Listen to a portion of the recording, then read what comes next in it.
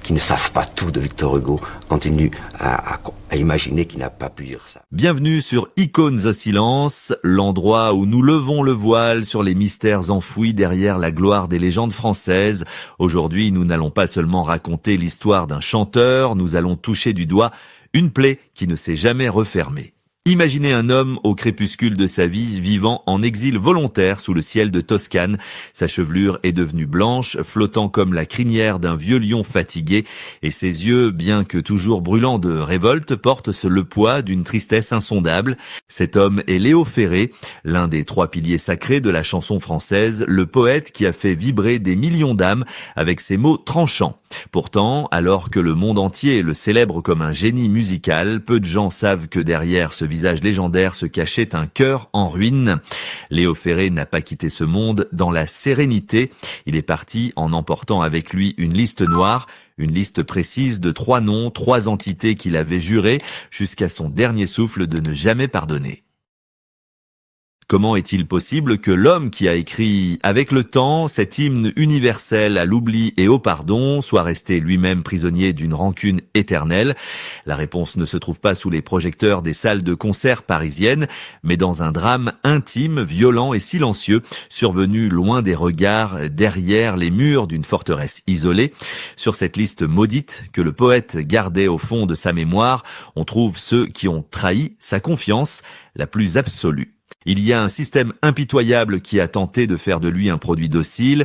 Il y a la main cruelle qui a physiquement détruit l'être qu'il aimait comme son propre enfant. Mais le plus tragique, c'est que l'un des noms sur cette liste appartient à une personne qui partageait son lit, quelqu'un qu'il avait aimé passionnément. Pour Léo, cette trahison n'était pas seulement une blessure sentimentale, c'était un crime contre son âme. On dit souvent que le temps arrange tout, mais pour ce lion blessé, le temps n'a fait que figer la douleur dans le marbre froid de la solitude. Avant de vous révéler l'identité de ces 3 coupables et de plonger au cœur du scandale qui a brisé sa vie au château de Petrigal, nous devons comprendre d'où vient cette rage immense qui l'habitait. Car bien avant de devenir ce monstre sacré de la scène, Léo Ferré était un être fragile, et pour comprendre sa fin tragique, il nous faut d'abord regarder dans les yeux de l'enfant solitaire qu'il a été, un enfant dont l'innocence a été enfermée bien trop tôt. Pour comprendre la violence des sentiments de Léo Ferré, il faut remonter le temps, loin des scènes parisiennes, vers une blessure primitive qui ne s'est jamais cicatrisée. Avant d'être ce rebelle indomptable, Léo était un petit garçon de 9 ans, arraché à la douceur du foyer familial pour être enfermé dans un pensionnat catholique à Bordighera, en Italie. Il appelait cet endroit la cage, et ce mot n'était pas une métaphore.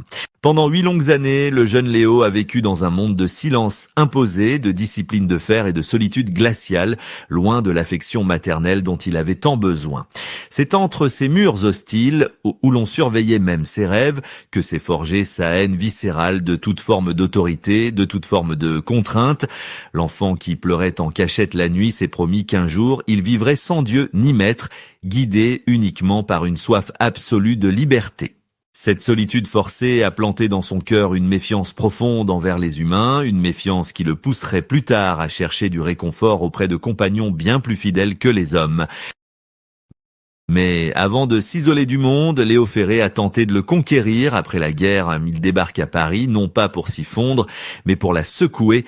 Dans les caves enfumées de Saint-Germain-des-Prés, sa voix commence à gronder. Il n'est pas un chanteur de charme, il est une tempête. Il met en musique les poètes maudits, Baudelaire, Rimbaud, Verlaine, comme s'il voulait ressusciter leurs fantômes pour crier avec lui. Le public découvre alors un artiste total, un homme qui vit sa musique comme un combat, suant sang et eau sur son piano, transformant chaque récital en une messe païenne. La France de l'après-guerre, en quête de sens et de renouveau, tombe sous le charme de cet anarchiste en costume de velours. C'est durant cette ascension fulgurante qu'il rencontre Madeleine, une femme qui va jouer un rôle central dans sa gloire et dans sa chute. À cette époque, elle est tout pour lui, sa muse, sa protectrice, celle qui gère sa carrière avec une main de fer pour qu'il puisse se consacrer à son art.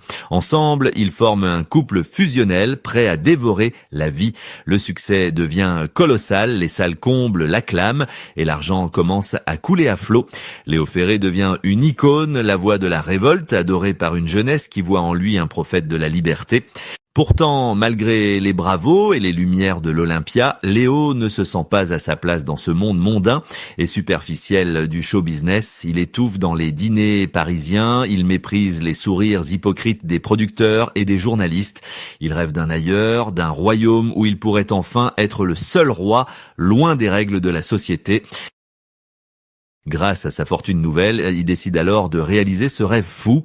Il achète une forteresse médiévale perdue dans le Lot, le château de Petrigal. Ce lieu majestueux et isolé devait être son paradis sur terre, un sanctuaire pour son amour avec Madeleine et pour sa musique. Il pensait y trouver la paix, mais sans le savoir, en franchissant les grilles de ce château, il entrait dans le décor de son futur cauchemar, car ce n'est pas seulement avec Madeleine qu'il allait vivre là-bas. Le château allait bientôt se remplir d'habitants très particuliers, et parmi eux, une enfant, pas comme les autres, allait faire son entrée, bouleversant à jamais l'équilibre fragile de son existence. Le château de Petrigal n'était pas une simple demeure, c'était une forteresse dressée contre la médiocrité du monde humain. Derrière ces hautes murailles de pierre, Léo Ferré a construit sa propre utopie, une sorte d'arche de Noé fantastique où les animaux étaient rois et les hommes de simples serviteurs. Il y avait des chiens par dizaines, des chats, des vaches, des moutons et même un ours noir. Mais au centre de cet univers grouillant de vie, il y avait une reine, une présence qui allait capturer le cœur du poète bien plus violemment que n'importe quelle femme. Elle ne portait ni bijoux ni diamants, mais elle avait des yeux d'une profondeur abyssale et des mains étrangement semblables aux nôtres. Elle s'appelait Pépé. Pépé n'était pas un animal de compagnie pour Léo Ferré.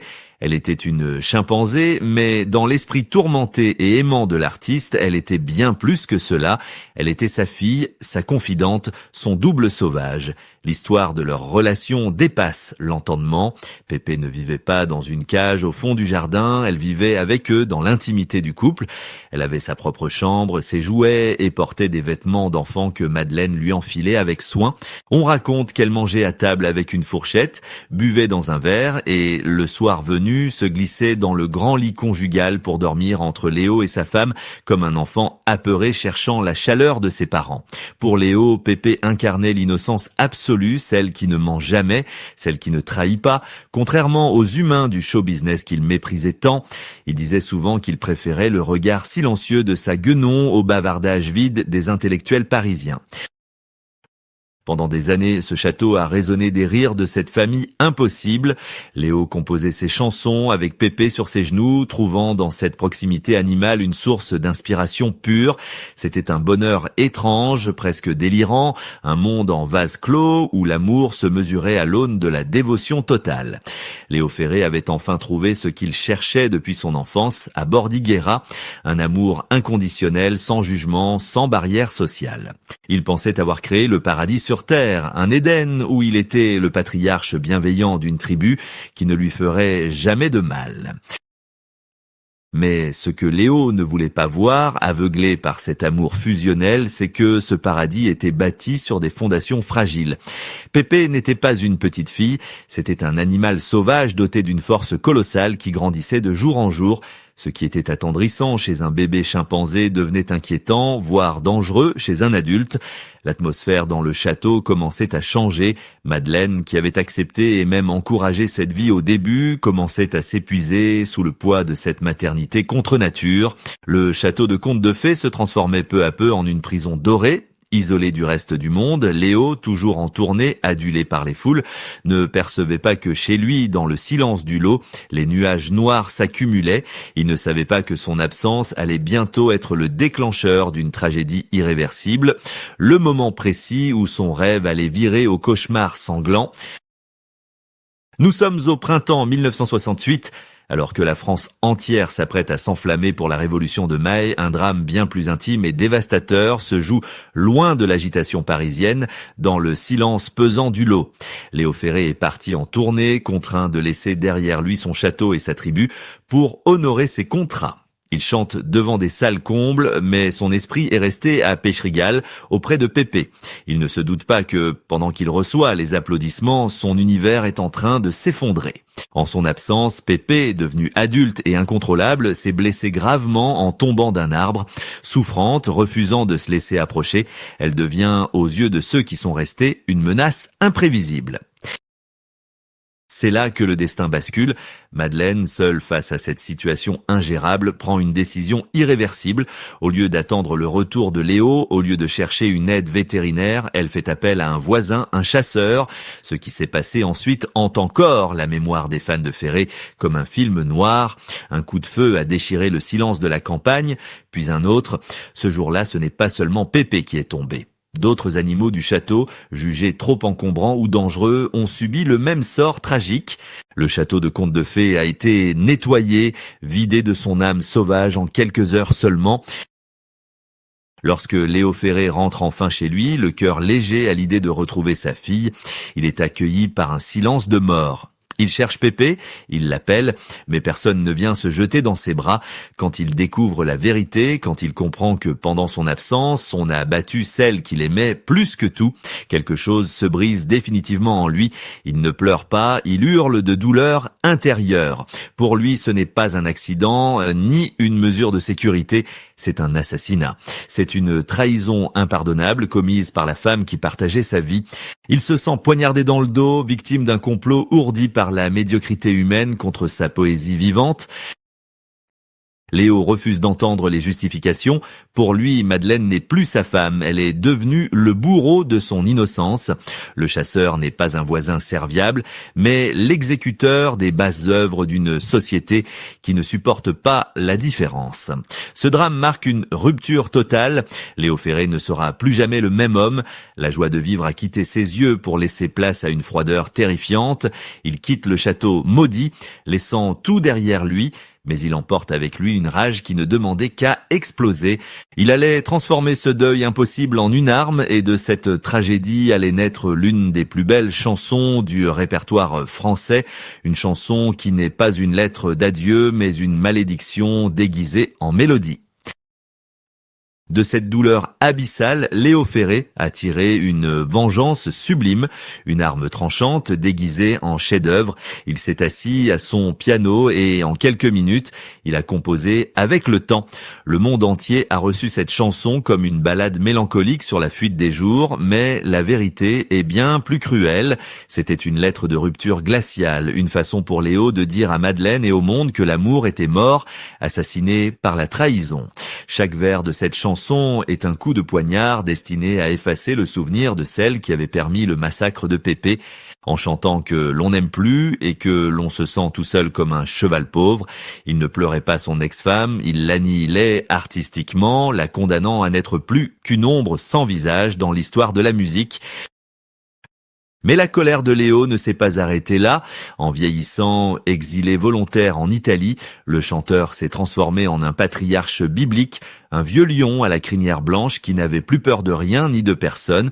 C'est durant ces années de silence médiatique apparent qu'il a véritablement commencé à nommer ses ennemis, dressant cette fameuse liste de ceux qu'il ne pardonnerait jamais. Le premier nom, gravé au fer rouge, restait celui de la trahison intime, celle du château de Pêcherigal. Mais il a ajouté à cette liste noire les marchands de soupe, ses producteurs et directeurs de maisons de disques qui voyaient les artistes comme des vaches à lait. Il a publiquement attaqué son propre éditeur, Eddie Barclay, l'accusant de vendre de la musique comme on vend du fromage, dénonçant avec une virulence inouïe ce système qui broie les poètes pour en faire de l'argent. Sur scène, Léo Ferré ne chantait plus seulement, il dirigeait l'orchestre avec des gestes amples, comme s'il commandait aux éléments, et il déclamait des textes incendiaires. Il pointait du doigt le troisième coupable de sa liste, l'homme normal, le bourgeois, le chasseur, cette figure anonyme de la société bien pensante, qui, par peur de la différence, détruit tout ce qui est beau et sauvage. Il a refusé les prix, boudé les honneurs, et a même jeté l'argent de ses cachets au visage de ceux qui pensaient pouvoir l'acheter. Jusqu'à son dernier souffle en 1993, Léo Ferré est resté fidèle à sa rancune. Il n'a jamais cherché la réconciliation. Il a choisi de mourir debout, les poings serrés, en laissant derrière lui un testament de révolte. Il avait compris que le pardon est parfois une faiblesse et que la mémoire est la seule justice des poètes. Pourtant, alors que le silence final s'apprêtait à l'envelopper, une question demeurait suspendue dans l'air de Toscane, une question qui nous concerne tous aujourd'hui. L'histoire de Léo Ferré n'est pas seulement celle d'une star de la chanson qui a mal tourné, ni celle d'un vieil homme aigri par le deuil, c'est le récit universel de la lutte pour rester soi-même dans un monde qui exige sans cesse des compromis. Cette liste de 3 noms qu'il a emportés dans la tombe, ces impardonnables, ne témoigne pas seulement d'une rancune tenace, mais d'une intégrité farouche. Léo Ferré nous rappelle que la liberté a un prix, et ce prix est souvent la solitude. En refusant de pardonner à ceux qui avaient trahi sa confiance et massacré son innocence incarnée par Pépé, il a refusé de jouer le jeu de l'hypocrisie sociale. Il a choisi la douleur de la vérité plutôt que le confort du mensonge. Combien d'entre nous auraient eu le courage de tourner le dos au système qui les nourrissait? Combien auraient osé briser l'image du bonheur conjugal pour dénoncer une cruauté invisible? Léo Ferré a vécu comme il chantait, sans filet, à cœur ouvert. Son héritage dépasse largement ses disques. Il nous laisse une interrogation brûlante. Sommes-nous capables d'aimer sans posséder et sommes-nous prêts à défendre ce qui nous est cher, même si cela signifie se mettre le monde entier à dos? Il disait souvent que la poésie est une clameur et sa vie fut un hurlement contre la bêtise et la méchanceté.